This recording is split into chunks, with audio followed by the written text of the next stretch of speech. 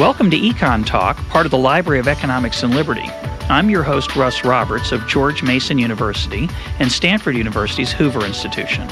Our website is econtalk.org, where you can subscribe, find other episodes, comment on this podcast, and find links and other information related to today's conversation. Our email address is mail@econtalk.org. We'd love to hear from you. Today is June 1st, 2010, and my guest is the writer Daniel Okrent. His latest book, just out, is Last Call, The Rise and Fall of Prohibition. Dan, welcome to EconTalk. Thanks very much. Happy to be here. Your book is a marvelous social history of much more than Prohibition. It's really a portrait of America between 1870 and the 1930s. It's beautifully paced. It's written with great style. I learned way too many things from the book to talk about in a single hour, but we'll do the best we can. One of the things I learned was how much Americans drank in the late 19th century and early 20th. And another thing I learned was how much passion there was against it. Talk about the drinking. How much drinking was there in America in general terms? Well, we were drowning in this stuff. I mean, if you go back to the beginning of the Republic, 1630, even before the Republic, I should say, 1630, the boat that brings John Winthrop to the Massachusetts Bay Colony had more beer in its hold than water. So even the Puritans did their share.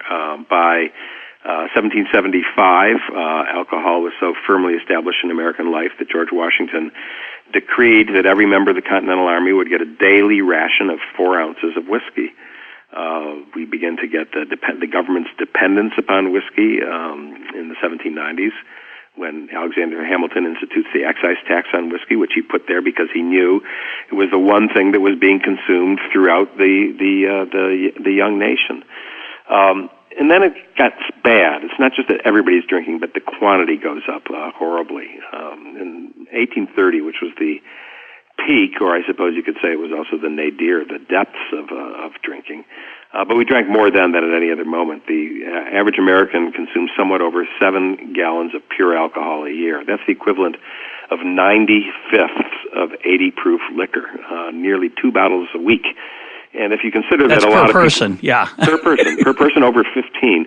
But if you consider that a lot of people didn't drink at all, there have always been abstainers among us, those who were drinking were doing a lot of drinking. They were doing more than their share, obviously. They had to pick up the slack from those other folks. Somebody's got to do it. But the social consequences of this were horrible. Even though, it's not that the drinking became so extreme without there being some good reason for it. The primary reason, really, for there being so much, for it being so widespread, was the bad quality of water. Right. And one could be safe with a distilled beverage, obviously. Yep. But you don't need 7.5 gallons of pure alcohol a year to slake your thirst. The advent of the saloon on the frontier and also in the industrial parts of the cities as the Industrial Revolution was beginning makes liquor not simply available, but it makes something that enables the drinking man, and men were doing by far the largest share of the drinking. It makes drinking too much a part of his life. The saloon was everything from a hiring hall to a men's club to a place where one could get a bed and a shower, to a place where one could get a prostitute, where one could escape from the toils and travails of daily life. And once in the saloon, the drinking didn't stop. And this really leads to the beginnings of an anti-drinking movement, which was in behalf of women left behind or put upon by their husbands, excessive drinking, at a time when women had no legal rights or property rights to speak of. Now, I just have to interrupt and make the point to the listeners that the book is, I would say, extremely even-handed in its portrait of the wets and the dries. Thank you. But you're coming across right now as very dry. Well, and you don't in the book. What I'm suggesting, and I'm glad you pointed that out. I mean, I think Prohibition, we'll get to this, obviously, it was a ridiculously bad idea. But there was a reason for it. Drinking took a terrible, terrible toll on the lives of Americans, and you couldn't get a popular movement of the size of Prohibition and the effectiveness of Prohibition if the negative effect of drinking wasn't so apparent. But part of that passion against it, and let's turn to that, was religious in nature, and not simply a reaction to the social costs or social impact of liquor, right? Well, religious in the sense that, yes, the Baptist and Methodist churches particularly were very much anti-liquor, as they remain today, at least the Baptist church does. And in the middle of the country, in the Midwest and then in the South as well, as we get into the later stages of the 19th century, the Methodist and Baptist, native-born, white, Protestant, obviously Protestant, of Anglo-Saxon extraction, was not just interested in temperance because of the religious reason, but also there were ethnic reasons involved. And this is something I knew nothing about going into the subject at all, but it was a Protestant movement aimed in many cases against Catholics, the immigrants who were coming into the cities. These were Irish and Italian, typically. Largely Irish and Italian and some other Eastern European countries. And I think that what happened is in the middle of the country, they saw that they were losing, or they believed they were losing their country to these invading immigrant hordes. This sounds familiar, doesn't it? Yeah, there are a lot of timeless themes in the book. Unbelievable. The cities were filling up with immigrants, and the political machines in the cities were largely born out of the saloons. John F. Kennedy's grandfather, the founder of the American family, Patrick Kennedy, was a liquor store owner, a wholesaler, a saloon operator, and a ward leader. And the saloon was the perfect place to organize politics around. New York, Chicago, Detroit, Boston, Philadelphia, the democratic political machines that grew up in the late part of the 19th century came out of the saloons. They were electing people to Congress who didn't look like or sound like the typical native-born American from southern Ohio, say. And these people in the middle of the country felt that they were losing their country, and they blamed liquor on it. They also saw that alcoholic beverages were a very large part of the life of the immigrant groups. Obviously, the Irish and the Italians, it was part of daily life to have beer or wine or whiskey, even if in moderation. And that was thus seen as something that kind of promoted the political evil that the native-born Americans believed that the foreigners were bringing into their land. And, of course, the work life of an American in the 19th century, late 19th century, not just in the cities, but in the countryside, either in the farms or in the mines, was a pretty tough life. And at the end of that day, you could use a drink. You absolutely could. I love to look into Upton Sinclair's The Jungle, the book we all read of the horrible life in the meatpacking plants of Chicago at the turn of the last century. And it's worth noting that Sinclair was, among American writers, I think he was the only dedicated dry. He was very much pro-Prohibition from the beginning all the way through to the end. But he has his character singing the hymns of the saloon, and that after this horrible life in the stinking pit of hell, you could be a man again. You could drink freely. You could enjoy yourself. You could think your own thoughts. The saloon was an escape. In the mining and lumber camps of the West, it was the same way. Here were people who were working 16 hours a day, away from home, not attached to their family. It wasn't as if there was a lot of amusement, entertainment, and comfort around them, but the saloon provided all of those things. Just think what a good writer Sinclair could have been if he drank. Well, he probably would have. I was going to say he probably would have written less, but then I think of Jack London, who wrote more than anybody per year, but drank even more than he wrote. So there you go.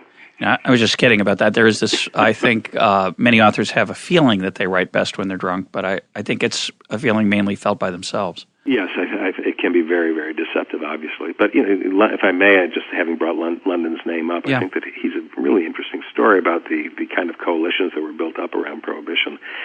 In 1911, he's living in Sonoma County, California, and there's a statewide women's suffrage is on the ballot, and he gets on his horse and rides into town, has a few drinks, votes, has a few more drinks, rides back up to the ranch, and tells his wife that he voted for women's suffrage. And she was shocked. He had never shown any interest in supporting women's suffrage, and she asked why, and he said that he realized that when a woman gets the vote, she will vote to close the saloon, and if the saloons close, I will finally be able to stop drinking. He supported it for the sake of his own sobriety. He wanted to tie himself to the mast. He did. Little did he know that liquor would still possibly be available in San Francisco. That he wasn't that aware of, but he was certainly he was right on the question of women. And the Women's Suffrage Amendment and the Prohibition Amendment entered the Constitution virtually together, and the two movements were inextricably linked from 1850 forward. That was one of the most interesting things I learned from the book. So talk about both the single issue way the prohibitionists went forward, but how it would occasionally weave in with the suffrage movement. Yeah, the key figure in bringing about prohibition was a now totally forgotten man named Wayne B. Wheeler, who, when he died in 1927, the Washington Post said that when the history of our time is written, the first name that will be mentioned is that of Wayne B. Wheeler. And of course, nobody's ever heard of him today. But what Wheeler you're doing your best to bring him back, though. Well, he's a fabulous character. He's Whether amazing. one agrees with his positions or not, yeah. He's one of the three or four favorite characters in the book. Wheeler was brilliant, and as a political strategist and manipulator, I think that he created the playbook that's been used by everybody from Lee Atwater and Karl Rove to James Carville. He showed how you could win at the margins. What he did was he dedicated his organization, the Anti-Saloon League, to one issue and one issue only. And if you had an election between two men, and they were all men back then, running for Congress, and it was a reasonably close election, all he cared about was, were you going to support prohibition or not?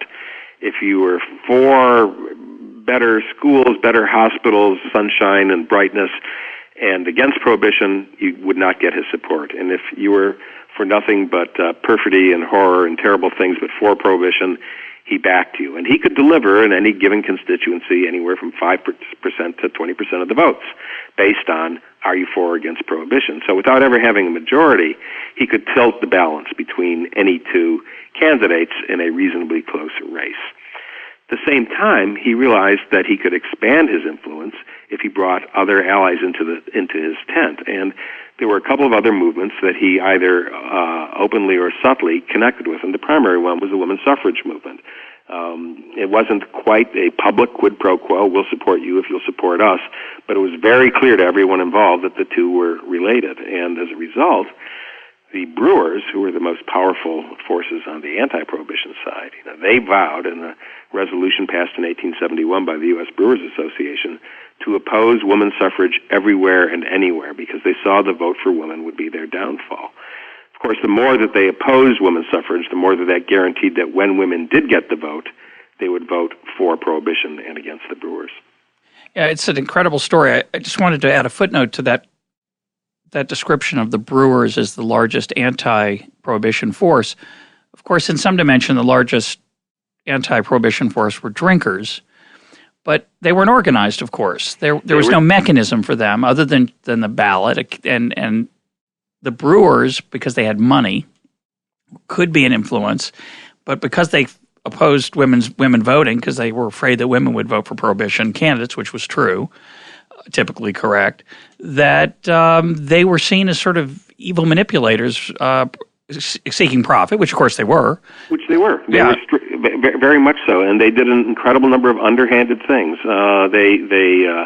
Particularly they supported a huge campaign of bogus journalism that they gave to country editors all over the country, articles that purported to be telling the true story about people making certain accomplishments because of the beer they were drinking, and it was all fabricated. It was all bribery. Country editors liked their money, as one of the Brewers said.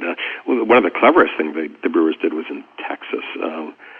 This is in 1903, 1904, and 1905 when there's a statewide prohibition measure on the ballot, and they decided that they were going to take advantage of the still existing pre-Jim Crow law black vote in Texas, and they would send their agents out throughout East Texas primarily, showing up on Election Day, and to attract the support of black voters, they equipped those people, these agents, with three things: the money to pay the poll tax, which most blacks in East Texas could not afford, a power of attorney that enabled them to vote the person's vote, and third, a poster of Abraham Lincoln to indicate whose side they were on.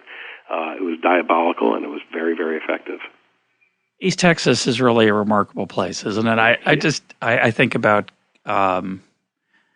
Caro's biography of Lyndon Johnson, which I think a lot of the excitement takes place in East Texas in this Senate campaign, and a little bit lawless there, I think, with respect to electoral politics. Nasty place. Talk about the role that tying together some apparently but actually not so disparate elements. Talk about the role that the establishment of the income tax played in the Prohibition story. I think this was the biggest surprise to me. I had no idea, and even in reading some earlier histories of Prohibition, it's not really addressed directly. But until the creation of the passage of the Income Tax Amendment, the 16th Amendment in 1913, the federal government in a given year got as much as 40% of its revenue from the excise tax on alcohol. You couldn't have a functioning federal government, even the small federal government of that era, unless you had a substitute for that revenue. In 1895, the Supreme Court had declared an income tax unconstitutional, so it had to come about by constitutional amendment. And here's where the Prohibitionists hooked up with the Populists. William Jennings Bryan was the figure who represented both. In Bryan, both these movements came together. He was their embodiment. And in 1913, when the income tax is finally ratified, the Income Tax Amendment, only then does Wayne Wheeler and the Anti-Saloon League declare that they are going for a constitutional amendment, because only then was there a substitute for the revenue that would be lost if we took away liquor. And you cite my colleague Don Boudreau, who's been a guest on this program many times, his work with Adam Pritchard, that when in the early 1930s, when the income tax revenue was falling dramatically, it made the repeal of Prohibition that much more attractive. Yeah, then we'll get to that in the conversation, I'm sure. But this notion that Prohibition is ushered in because of a change in the tax laws, and then it is ushered out because the needed change in the tax laws, sort of confirms my view of the world as being determined always by economic matters. Well, it has a lot to do with it. Even as an economist, I'm not always that eager to push it that far, but it certainly it greased the skids on both directions, no doubt about it. Yeah. So let's talk about that run-up to the actual passage. As you point out, the dries nationally were not a majority. They were nearly. They were in the cities. They were a big minority. As well, I want to talk about reapportionment later, which that relates to.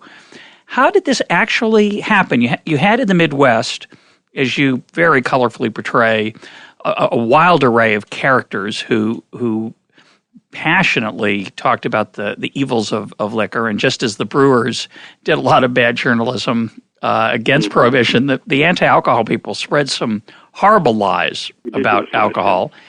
How did it happen? How did it coalesce to actually change the Constitution? Well, first, there was a condition that we have to stipulate, which is that the apportionment of state legislatures in those decades before Baker v. Carr, was wildly out of skew with the population. So that, for instance, in New York State, a member of the New York State Assembly who came from a farm town upstate represented 1/7 the number of people that a representative from the Lower East Side of New York represented. So that you had these rotten borough districting that enabled the rural districts, which is to say the Protestant districts, which is to say the pro-prohibition districts, to dominate state legislatures across the country. So when the ratification process, after Congress gives a 2/3 majority in each house to the 18th Amendment, when the ratification process begins, talk about greasing the skids, the rotten borough legislatures make it possible. But the thing that actually puts it over, because in some states it was very, very close, was World War I. They had to get, just to clarify, Congress had both houses, right? Right. Each house separately had Congress to approve by Senate. 2/3. And that came about because of the 1916 election. And the 1916 election was the one that Wayne Wheeler and the ASL pointed everything toward. And the ASL is the Anti-Saloon League, right? Right. And they elected a dry Congress. And to the degree that there were members of Congress that they had not elected, they were able to threaten those with the possibility of future defeat because of the power they had demonstrated in electing so many in 1916. So it passes Congress, passes the House, passes the Senate, gets the 2/3 majority in each house, and now it has to get 3/4 of the states. Within each state, each state's legislature, right, has to vote 3/4. It seems impossible. It seems impossible. No. Each state legislature only has to vote by majority. But 3/4. I'm sorry, have to. Yeah. So this is our 48 states at the time. So you need to pass 36 state legislatures. You need to not only pass, Colorado and Mississippi, but you're going to need some in the Northeast and the Midwest, in the Upper Midwest as well. And it would look hard, except for two things. First, the malapportionment of state legislatures, particularly in states that had large urban populations that were terribly underrepresented. I mean, Maryland had not reapportioned its state legislature since 1867. There had been half a century of immigration and of Baltimore growing in population that was not reflected in the makeup of that legislature. And the second factor, as I said, was World War I. Yeah, talk about that. The Brewers and World War I were not a happy combination. What were the last names of the Brewers? Anheuser, Busch, Schlitz, Pabst, Schmidt, Coors, all of them were German. And it was very easy for Wheeler and the Anti-Saloon League to demonize the Brewers, that they were destroying our country and our country's war effort. They were sapping the strength of the American fighting man by feeding him this vile, poisonous alcohol. They were sapping the spirit of the people back home who were in the drunken stupor because of the vile alcohol provided by the breweries. The breweries were consuming the grain products that were needed to bake bread for the starving Belgians. Let me try that again. Bake bread for the starving Belgians. So they demonized them. That they were the tools of the Kaiser who were working unpatriotically, diabolically, as a fifth column inside the United States to destroy the war effort. And that put it over. That made it so easy.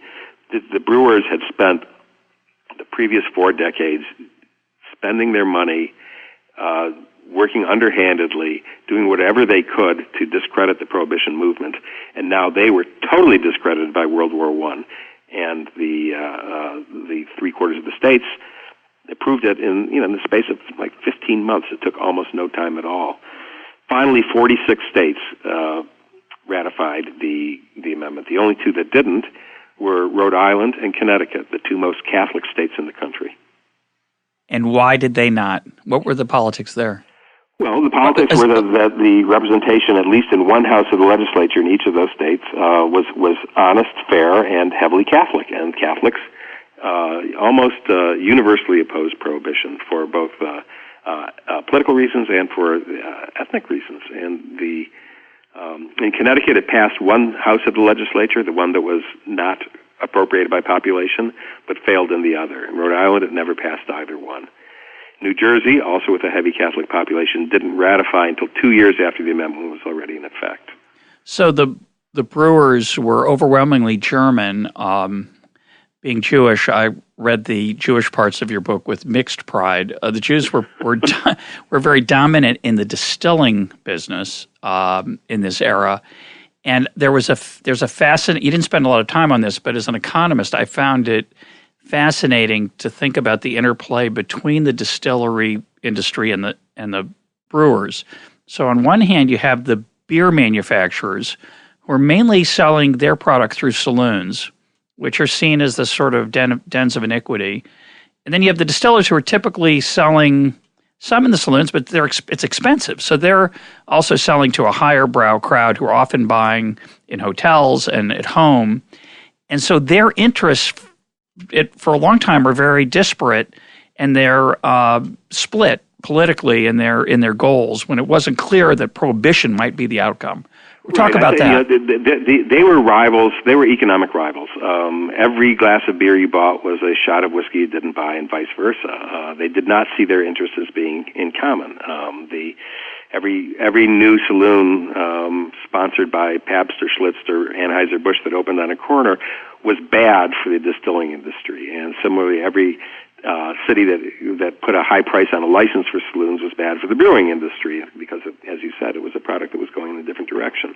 So they didn't work together. In fact, they worked very decisively against one another. The brewers took the position that the distillers were distributing this rotten, poisonous, powerful stuff, while the brewers, were offering what they even had the temerity to call liquid bread. I love that. Wonderful phrase. There's a photograph in the book, I don't know whether you noticed, of an advertising brochure from George Geese, a brewer of German extraction in Detroit, which shows a 3 or 4 year old child drinking beer because it's a healthful beverage. They were selling it as that. The distillers, on the other hand, were able to paint the brewers as the vile managers of the saloons, of these terrible places that were corrupting and despoiling the cities. And, wouldn't it be better if we had only hotels to drink in and package stores to buy our stuff from? So they hated each other. They never came together, and to the degree that it would have been possible for there to be an organized opposition to Prohibition, there wasn't because of that. There was also the matter, as you said, the constituency, the people who drank. The humorist George Ade, he says, they were too busy drinking, while the pro-prohibition people were organizing. But beyond that, I think you never get people to fight as hard to keep something than they do when they want to change something. Politically, it's easier to play offense than defense. Yep. It's easier to motivate your people. Let's get rid of the evil liquor as the mob storms down the street to the ballot box. It's harder to get that mob. Let's keep what we already have. It doesn't work that way.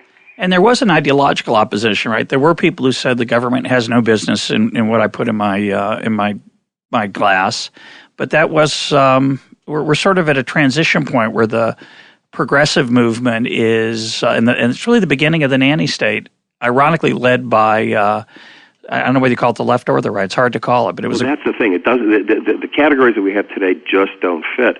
In fact, the people who opposed the Nanny State, if we want to use that term, or the people who opposed Prohibition and the interference in the lives of individuals most vociferously, were the Eastern plutocrats, yep. The wealthy, extremely conservative Republicans who had dominated Congress from the 1890s until 1915 and 1920 or so, because, get out of my life, you had no business doing this.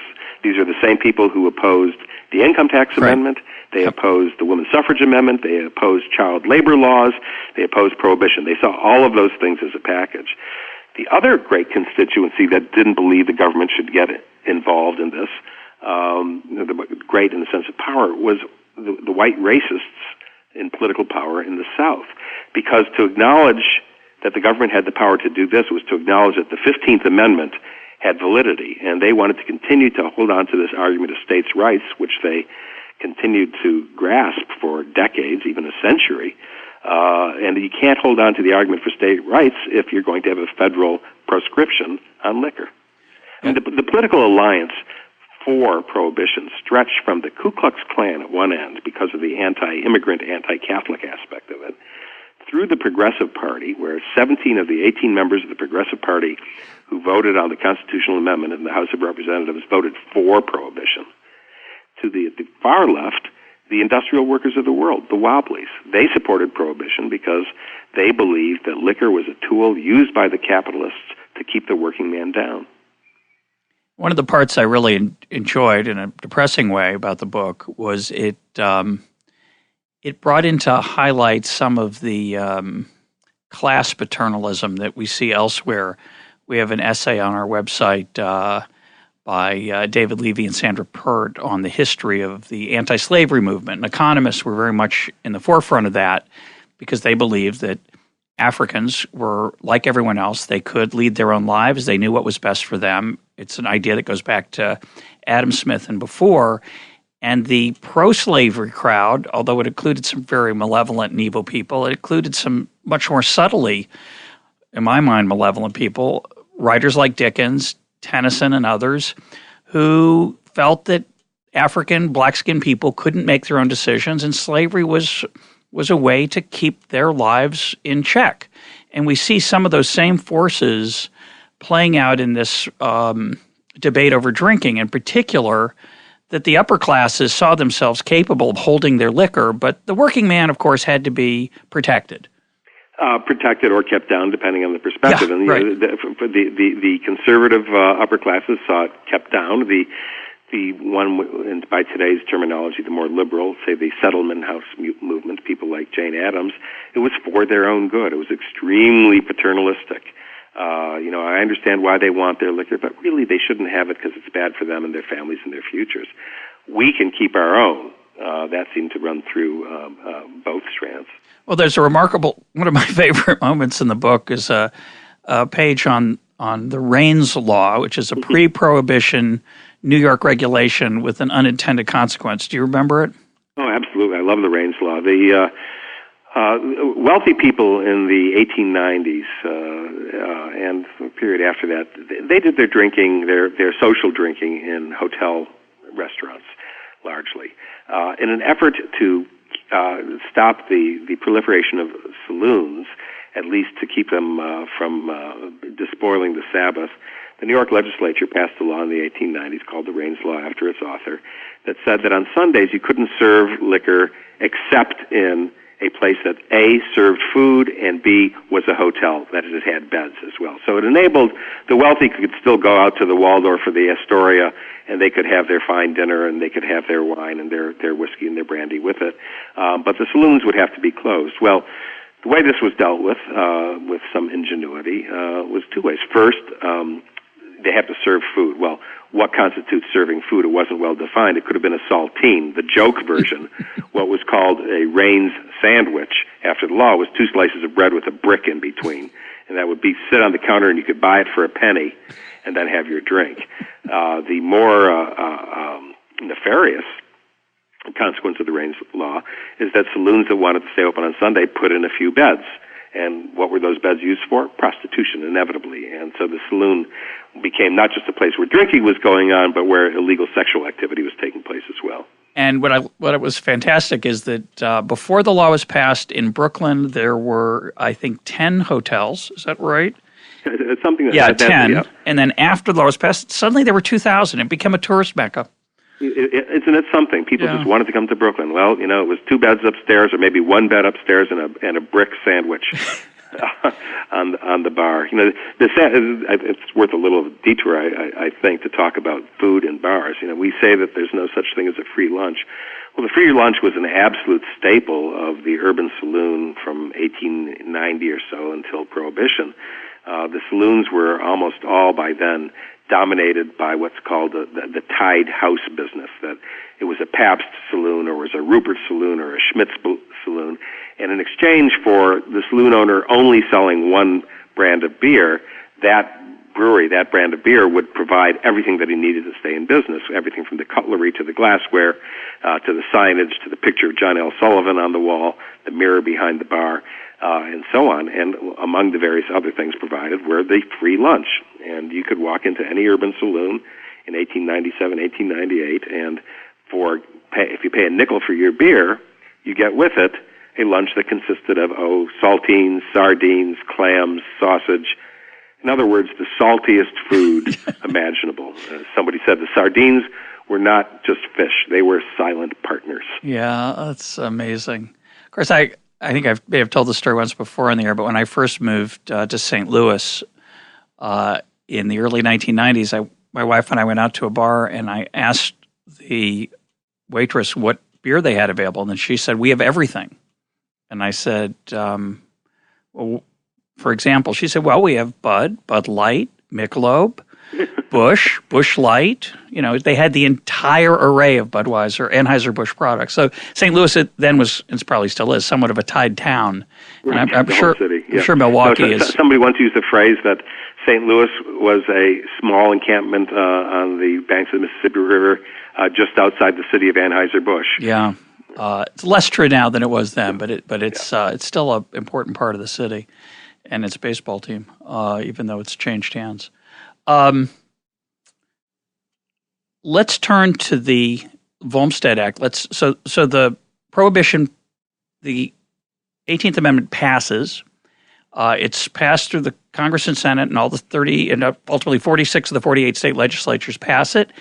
But we've got to provide actual legislation for enforcing the law, and that's the Volstead Act. So how did that play out, and what were the consequences?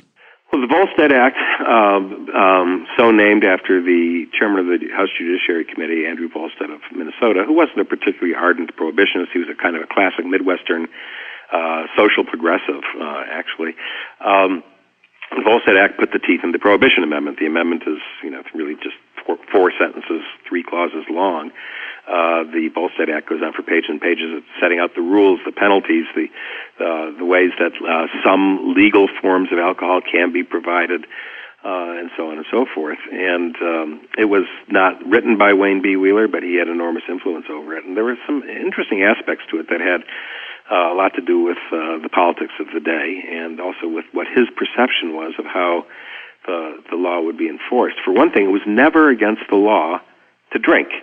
It was not even against the law to drink in public. And what Wheeler had reasoned was, if we make it illegal to drink, we will never be able to get anybody to testify against his supplier, whether that supplier is a bootlegger or a bartender in a speakeasy. But the most interesting aspects of the Volstead Act, to me, were the 3 exceptions, the 3 statutory exceptions that enabled individuals to get alcoholic beverages legally. Legally. To sell them legally, too. To sell them, to manufacture, sell, and transport, which were the 3 things that were forbidden otherwise by the 18th Amendment. The first of these, Wheeler said, was to enable the farmer to preserve his fruit juices. That was a nice euphemism to enable the farmer to continue to make and drink hard cider. When Johnny Appleseed was traveling through the Ohio Valley in the end of the 18th and the beginning of the 19th century, those weren't Macintosh apples he was spreading around. Those were cider apples, strictly. And as Daniel Webster wrote in his memoir, you could not go into a house in New Hampshire in the 1840s and the 1830s and the 1820s where there wasn't a barrel of cider by the door and a ladle for everybody to use to take a glass of it. And knowing that he needed the support of the farm districts to get the Prohibition Amendment through, Wheeler very specifically made it clear that he was going to keep fruit juices, the preservation of fruit juices, legal. Which is awkward because grapes are fruit in the produce that section. led to an enormous business. In California, in the wine growing districts of California in 1918, 1919, they saw Prohibition was coming, and a lot of the vineyardists tore out their grapes and replaced them with apricots and plums and various other crops. But then in 1920, the first Prohibition harvest, suddenly the price of grapes has gone up 8-fold. Yeah, it's an amazing part of the book. Market, and by 1923, it's up something like 80-fold, because suddenly the grape growers realize they can just ship huge quantities of grapes east to the big cities, where there are large immigrant populations, where people know how to make wine, and where under the regulations that came out of the Volstead Act, it was legal for a family to make up to 200 gallons a year for their own use. Now, that's quite a large family or quite a lot of drinking. Well, they're thirsty. The vineyardists who were suicidal at the beginning of Prohibition, suddenly they found themselves rolling in money. They could pay for they could bring in as much money as they had before without even having to make the wine. They just put the grapes in freight cars, as many as 70,000 freight cars a year going east. The Pennsylvania Railroad doubled the size of the New Jersey freight yards strictly to handle the grape business coming into the New York market. I found this part of the book a little hard to believe. I mean, you do have to have a lot of faith in how thirsty people are. So that the other part of the story, of course, is that the grapes that they're shipping are lousy grapes because they have to be able to withstand this cross-country journey, right? Right, yeah. In places like Napa, where the quality wines presumably were come from, people tore out, the grape growers tore out their Cabernet grapes, their Zinfandel grapes, their Chardonnay grapes, and planted this grape called Alicante Bouschet. Alicante Bouschet had 2 great qualities. It shipped extremely well. It could make it from California to New York and still be a round, firm grape. It was a thick skin. Very thick skin, and secondarily, partly because of the thick skin, but also its very red pulp, it produced a lot of color, and you could get something that looked like wine, even if it didn't taste much like wine, from 2nd, 3rd, 4th, 5th pressings of the grape. So it became very, very popular. But it was not because people were not drinking it because they appreciated its body and its long tannins and its wonderful nose. Legs, They were after it because you could get drunk from it, and it became a great, great business. Now, the problem was, of course, at the end of Prohibition, People had torn out their good grapes, and there were very, very few people left who knew how to make decent wine. And that leads to the second exception, which was sacramental wine.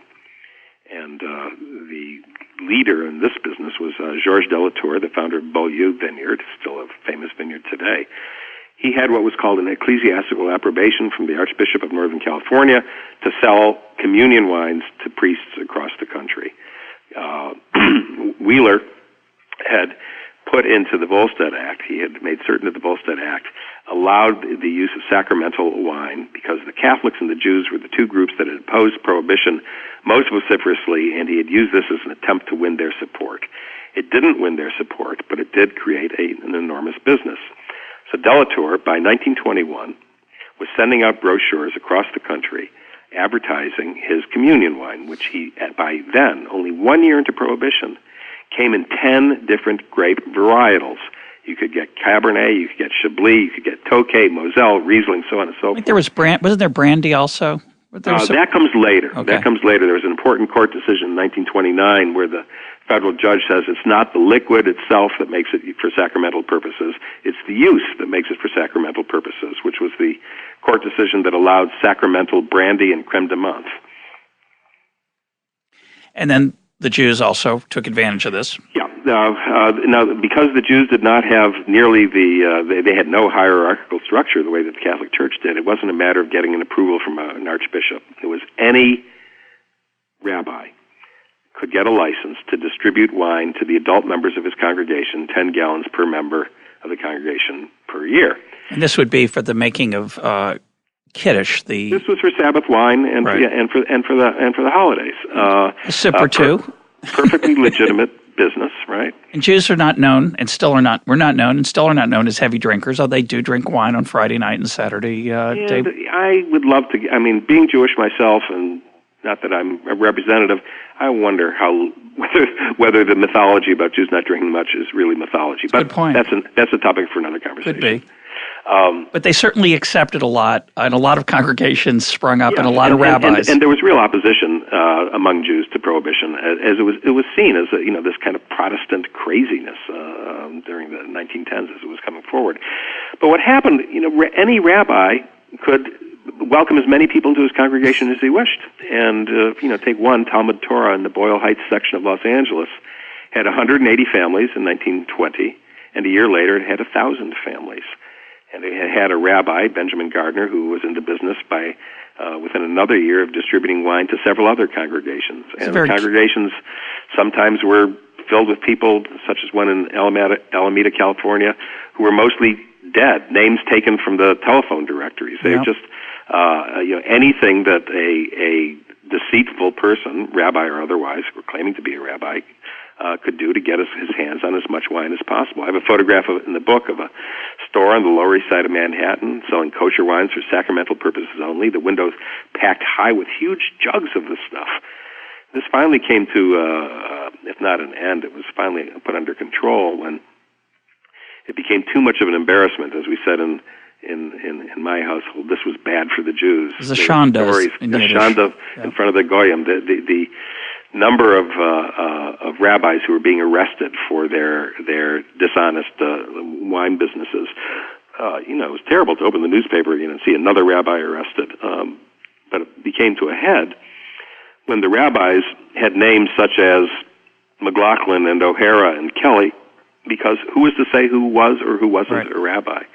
And finally, there was some crackdown, clamping down on it around 1926. Was reduced to 5 gallons per year, and it was much more regulated from that point on. The irony of this is that these exceptions. So you have home alcohol brewing, so you could make a substantial amount of your own wine, ostensibly for the rural population, but as you point out, it ended up being extremely attractive to urban populations who were selling it. Of course, they weren't just drinking it for themselves; they were doing both. You have the Catholics, you have the Jews, and yet at the same time, and this is the extraordinary part of the story, virtually no money is set aside for enforcement. So these are the legal exceptions. The de facto illegal exemptions are enormous. Enormous. De facto is the word for it. The appropriation was, there were at the beginning there were 2,000 federal prohibition agents to cover the entire country, which is a ridiculous number. I mean, it was a joke. And what you have to remember, we're in the 1920s, and the same Midwestern-dominated Republican Congresses and the presidency, in the case of Harding, these are the same people who are also appropriating all the government's expenditures. And this was a time of cheese pairers. This was a time when no one wanted the federal government to spend money. So the idea of voting to dollars to enforce prohibition was anathema to penny-pinching Republican congressmen. So what you had was a law, but no enforcement of the law to speak of in much of the country. So let me bring an idea forward that listeners will be familiar with, which is we talk a lot on this program about an idea put forward by Bruce Yandel at Clemson. It's called the Bootlegger and Baptist theory of government regulation, and of course it applies extraordinarily aptly to today's conversation. So the Bootlegger and Baptist idea is that there are usually two interest groups that are in favor of legislation. In fact, if you look at almost every legislation, there's these two groups are almost always there. One are the high-minded folks who have the moral authority that a politician stands behind, and those are the Baptists who say liquor is evil and I'm against this because it's ruining our children or our families. Then you have the bootleggers, the people who profit from the illegality. And when Bruce talks about it, he's usually talking about Sunday liquor sales. So the Baptists are against it because it's the work of the devil, and the bootleggers are against legal sales because they want to sell liquor illegally under the table. The part that's interesting, once Prohibition gets passed, enormous amounts of money are made by bootleggers, as we've already talked about a little bit, and you detail quite well in the book. So it's clear that they have a stake in keeping Prohibition in place. So the Baptists like it, the so-called Baptists, the religious folks who are against the evils of liquor, the altruists, the so-called altruists, people who are worried about the poor folks go under the spell of alcohol. And the bootleggers like it because they're making enormous sums of money. And tax-free. And we'd include all these folks we've been talking about, not just the literal bootleggers, but the grape growers who suddenly find this unexpected, unintended bonanza for a very cheap crop.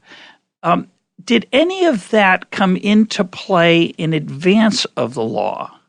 Did any of these groups lobby for prohibition, seeing it as a entrepreneurial opportunity? Not that I found, which is not to say that they didn't, but God knows you can't check everything. More, I found that the groups who were supporting prohibition out of their pecuniary self-interest were organizations like the soft drink bottlers. Asa Candler of Coca-Cola was a huge backer of prohibition, very wisely. It did wonders for his product once it came in. Another example would be the Schubert brothers, the theatrical Schubert brothers, who controlled so many legitimate theaters around the country, and they were delighted in their own lives to have liquor, and they probably didn't mind it in other people's lives, but they reasoned that if the bars were closed, people would go to theaters instead, so it was in their economic interest. I wonder if they did. Don't know. I don't know I don't know how. I couldn't figure out a way to prove that. I mean, one of the other. It was very hard even to make the connection between the bootleggers and their political support for prohibition during Prohibition. Although, I mean, you're not going to find a check made out to a political campaign and signed Alphonse Capone, but you do have many instances of wet politicians in executive positions, like Mayor Bill Thompson of Chicago, who is, as he liked to say, wet as the Atlantic Ocean, supporting dry legislators, because there was nothing better for the bootleggers who supported Thompson, who was corrupt as can be. There was nothing better than to have harsh laws that weren't enforced. Well, that's why the police liked it, too. It was a wonder for the police and for law enforcement across the country. There's never been a better source of corruption than the hundreds of millions of dollars that we're passing illegally during Prohibition. Did they cut any salaries during this time? And it would be wise during this time to cut police salaries because they had this alternative source of income. Well, there was certainly no pressure to raise them. Yeah, well, that's true. Yeah. There were the big scandal where a lot of this came out was in Philadelphia, where there was one police captain who, on a salary of something like $1,800 a year, had a bank account of $150,000. And he said that he had been able to acquire that by raising pet birds and selling them. Oh, a ingenious entrepreneur, no doubt. One of the other political things that I found fascinating was along these lines. I did a very close analysis of a vote in Massachusetts to repeal the state's prohibition enforcement law. And it was voted to be repealed overwhelmingly in the state. The only people who wanted to keep it in place were in the coastal counties, where nearly everyone who was involved in the fishing industry suddenly found themselves involved in the rum running industry as well. If you did a comparison of towns on Cape Cod, where I live half the year, and Martha's Vineyard, Nantucket, the North Shore of Boston, particularly in those towns that were strictly or virtually all white Anglo-Saxon Protestant, and compared their voting on this law to the people who lived inland, the inland people wanted to get rid of the enforcement law because they wanted to make it easier to get their hands on the liquor. And the people on the coast wanted to keep it in place so they could continue to make money off of it. Yeah. One of the economic aspects of this, not economic in the sense of financial, but in the sense of choices, trade-offs, and consequences, is what a textbook would predict would come about when legal branded products are no longer available and you're on the black market situation. So one of the things I found fascinating was the quality degradation and the unraveling of specialization. So you have people making those 200 gallons in their own homes, right? You've got this incredible localization of output and product for some of the market, and all of the economies of scale of distribution are highly limited because they've got to be done surreptitiously, and there's quite a bit of quality degradation. But there's also some people are dying because there's poison put into the liquor, for example. But there is some quality, I assume, that still was maintained in the market. Well, that's where we get call brands today. If you think back to watching Gunsmoke, the Marshal Dillon never walks into the bar and says, give me a wild turkey. He asks for a whiskey. The saloon didn't know brands. It had a tap, or it had large bottles and barrels, and it dispensed of its contents. Once you don't know the quality of the liquor you're being offered, you don't know its provenance, its whereabouts, what its history. Suddenly, there's comfort in saying, instead of give me a Scotch, there's comfort in saying give me a Dewar's. And the call brands that we know today established themselves during Prohibition because of this. But it's harder to keep that quality because if somebody takes a Dewar's bottle and fills it with rot gut. Absolutely, and there was a huge business in counterfeiting Dewar's labels. Right, you can't sue. You can't use the legal system. You've got to use violence, essentially, of which there was plenty. Yeah, and the creation of the first national criminal syndicate, a direct product of Prohibition. Before Prohibition, obviously there were lots of criminals, and there were gangs operating in various parts of virtually every city. There would be a part of town where there was prostitution, gambling, maybe the drug business. But it was localized, and a good venal mobster could make a lot of money locally. But once Prohibition comes, there's suddenly the need to move large quantities of physical goods from one place to another, and you need confederates to move. If you're bringing in the liquor through Boston by having it come in boats down to Cape Cod, how are you going to get the liquor from Boston to Albany? How are you going to get it to Hartford? You need to have somebody at the other end of it. So the mob, various mobsters got together in 1929 at the Hotel President's in Atlantic City and made a huge kind of a corporate pact. We're going to set territories, fix prices, rules of the road, and build this national crime syndicate, which we then had to live with for several decades afterward. Yeah, I wonder how successful those kind of agreements were. And obviously they were enforced to the extent nobody wanted to enforce it with violence. It just takes away profit. But I wonder how well they were able to, say, control prices in that what was pretty much an open market. Lots of competition. Well, there was a lot of competition, and obviously you would end up having wars in the locality. Capone was part of this syndicate. The North Side mob in Chicago was not, so there would be a war between the South Side and the North Side. But so far as Lucky Luciano and Meyer Lansky in New York were concerned, that was no matter to them, so long as Capone was still operating. Now, I want to turn to repeal, but before we do, I just want to ask you one thing about the politics, which fascinates me. And I see it as part of the Bootlegger and Baptist theory as well, which is when Bruce talks about the Bootlegger and Baptist theory, you can conclude, if you're not careful, that it's only saying that politics makes strange bedfellows. But for me, what I always notice when I see the legislation that emerges from these inevitable coalitions is the proofs and the devil's in the details.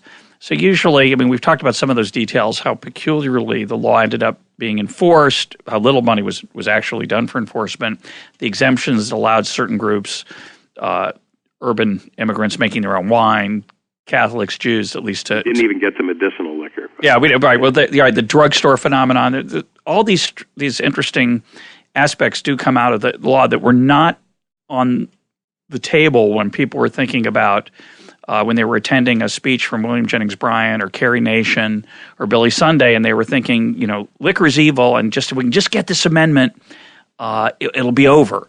And so what I'm always struck by is this incredible disconnect between the fantasy of a cause like this and the reality. And in this case, the disconnect, the slippage between the cup and the lip, to use an appropriate example, is so enormous. And you wonder, all these people who marched and had so much passion for the cause, the army that Wayne Wheeler really marshaled, when it actually happened, did they just kind of say, well, we took care of that, when of course they hadn't at all? Or did they say, well, life's tough, it's hard to get things done, and we're doing the best we can, and we'll just improve it over time? What do you think was going on there? And how much did that play into the repeal? There was a saying of the time that Prohibition was perfect because the dries had their law and the wets had their liquor. Yeah, that does sum it up. And what I think happened, yes, there were many people who were very, very upset by the failure of enforcement, the unwillingness of the government to enforce. But those who were at the political head of the movement, what they feared more than anything else was a modification of the law. The symbolic nature of the law was absolutely critical to them, and they would tolerate all sorts of slippage, particularly in the failure to appropriate enough money for enforcement, because they wanted to keep that law in place. That was paramount. So and so that you could say that the symbol was more important than the reality, and that gets back to what we were discussing earlier about whether this was really about liquor or was it about control of the country and kind of a native-born versus immigrant war. And also just this idea that I think people have, we've talked about it with Daniel Klein here before, that people have a certain romance about collective action, and they it makes them feel good. They're not so worried about they had the law, as you said. Once they had it in place, then they become the ones who are playing defense, and defense doesn't motivate people as much as offense does, and that very clearly happened in this case. The other thing that I think happens, and I think we're experiencing this right now we're about to experience it with the legislation that will soon be enacted to control the financial industry. What's going on inside the headquarters and the law firms representing the financial industry. They're looking at the law as it appears will be and figuring out how do we legally get around this. Ingenuity is inspired by the possibility of profit. They also carve out explicit exemptions, just like they did with the... Oh, sure. I mean, there are the things in the law, but even once the law is passed, it's not, okay, now let's live by the law. It's let's live by the law, but are there ways we can get around it without getting arrested? Right. Now, that's the human impulse. So we're in the 20s. Prohibition is... The Volstead Act has been passed to make prohibition real on the ground, and it's a pretty ugly scene. There's not a great deal of enforcement, but there is some. People are going to jail occasionally, and as you point out, sometimes tragically for very small offenses, while large offenders are going free because they're bribing the right folks. We do have a legal ban on the sale and manufacture and transport of intoxicating beverages. And it seems unimaginable, even as late as, 1930, that this could ever be changed. It just seems like, how could you ever get rid of this constitutional amendment, given the math that's going to have to be reversed? So what changes? Well, the thing that changes is the economy. The market crashes in 1929, which begins to wipe out capital gains taxes for the next 4 or 5 years. In fact, they're accruing losses against prior gains and future gains. And then the Depression sets in, and people are losing jobs, and incomes are going down, and income tax collection is plummeting. And there's barely enough money to fund the government, much less to fund the things that people believed were necessary to be done to pull the country out of its economics valley. Well, where can there be some tax revenue? Aha! Remember excise tax on liquor? It had served us so many times before, served us well before, so there became a movement to bring it back because the government needed its revenue. Now, behind that movement were some people who were hoping that it would replace the income tax entirely, primarily the DuPonts of Delaware, who financed much of the repeal movement. But it was something that was widely recognized and spoken of on the floor of Congress when they began to debate it. We need some revenue to run the government. The other thing that the Depression did, and the unemployment that came, people are looking around for ways, how can we create jobs? Well, the combined distilling and brewing industry before Prohibition was the fifth largest industry in America in capital invested. And the numbers of people employed, it was probably close to that. It was in the six figures. If you add up not just the brewery and the distillery workers and the people in the bars, but the people delivering the ice and making the ice in the bottles and the coopers who make the barrels and the cork makers and so on and so forth. An enormous industry, totally put out of business. Sort of. In 1920. Sort of. all but put out of business in 1920. Put out of business. A lot of it moved to Canada. A lot of it moved to Canada, and some of it moved into making soft drinks and ice cream. But the huge numbers were gone. Yeah. You bring that back, and suddenly, it's a real economic shot in the arm with the jobs that are created by it. So there were many reasons why people were very upset with Prohibition, and there were people who were trying to get rid of Prohibition. The criminality, the lack of respect for law, the amount of money that was going to criminals, the danger in drinking bad liquor. But until you had the economic necessity to get rid of Prohibition, it never would have made it through both 2/3 of each House of Congress and 3/4 of the state legislatures. And I guess the best illustration of how much Prohibition was despised by then and how desperately people wanted liquor back is to reflect on the fact that the 36th state to ratify the amendment, the 36th state being the one that makes the amendment real, the repeal amendment, is Utah. And when Utah is the one that says bring back liquor, you know how much people wanted it back. Yeah, that is remarkable. The other factor is political in the literal sense, the reapportionment issue, correct? Right. So talk about this bizarre thing in the 20s when the 1920 census somehow doesn't make any difference. It says in the Constitution that there's going to be a decennial census, and based on the decennial census, the representation in the House of Representatives will be reallocated to the states based on population. Well, the 1920 census was the first census to show that there were more people living in the cities than in the countryside. And it was also the census that reflected the fullest, that reflected the greatest immigration that had been going on for the preceding 40 years. And the reapportionment would have changed the voting power in the House of Representatives substantially. So the result was that the Dries decided not to reapportion. They simply ignored the constitutional stipulation that they were supposed to reapportion. And there were reapportionment measures introduced in Congress beginning in 1921 forward until 1929, and not one of them passed. In fact, very few ever made it to the floor. They simply decided to ignore the Constitution. And it was only with the election of 1930 that you have a reapportioned Congress that really reflects the population, and you have the beginning of the possibility of the repeal amendment passing the House. So there was reapportionment finally in 1929, is that right? 1929. It took 9 years to get around doing what they were supposed to do within 1 year. Oh, they didn't have computers, But there were people who said at the time that, in fact, Arthur Vandenberg, a strong conservative from Michigan, he said, that what this Congress is doing is illegal. We are not really a legally constituted Congress because we never reapportioned. And a voter in Detroit, which was one of the fastest growing cities in the country at that time, really had 1/8 the representation of a voter from the state of Missouri. Detroit had more people than Missouri. Missouri had 10 representatives. Detroit had 1. It's incredible. If we'd gone back to previous decades, did they usually get it done within a year or two of the census? Yes, always. Even during the Civil War. Incredible. It never This had never happened before. It hasn't happened since. And for some reason, it's not in the history books. I don't get this one. I mean, there have been a couple dissertations written about it, one pretty good book written about it, but I haven't encountered, even experienced American historians who had any idea about this. Well, you make the analogy to the court packing, and I think it is a really bad thing.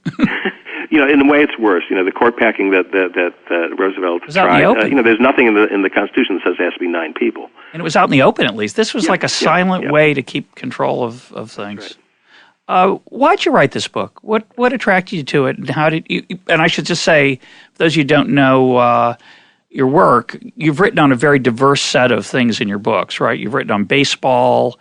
Talk about what else you've written on. And well, I can tell you about how I got into this one by describing what I did with describing my last one. Not counting a collection of my columns from the Times, my last book was a history of Rockefeller Center, and it's really kind of I'd like to think a history of New York in the 20s and 30s. And while doing the research for that book, I was writing a chapter about how the Rockefeller agents acquired the ground leases to 228 separate buildings in Midtown Manhattan. Not an easy task. So I disappeared into the municipal archives in New York City and found that, well, 2 things. One, that this was the heart of the speakeasy belt in Manhattan, and these 228 brownstones, they were mostly speakeasies, flop houses, whorehouses. It was a very unsavory area. And secondarily, I found that there were speakeasy owners who had more political clout than the Rockefeller family. And that made me pause and say, this is strange. I guess Prohibition must have been an odd time. And then the minute you start thinking about Prohibition and not thinking about the movie version, the Hollywood version, or the Robert Stack as Eliot Ness and the Untouchables, think about the very fact that for 14 years it was in the Constitution that you could not make, transport, or sell alcoholic beverages. God, how the hell did that happen? And that's what got me going on it.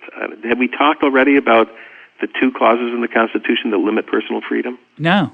There are only 2 things in the Constitution's entire history limited the freedom of individuals. The Constitution limits the powers of government, except in 2 respects. The 18th Amendment said you couldn't get liquor, and the 13th Amendment said you couldn't own slaves. And the notion that these 2 were of equal weight in the federal law, in the organic law of the nation, was staggering to me. So how the hell did it happen? I decided to spend the next 5 years of my life finding out. And we are the beneficiaries. My guest today has been Daniel Okrent. Dan, thanks for being part of EconTalk. Thank you very, very much. I've enjoyed it.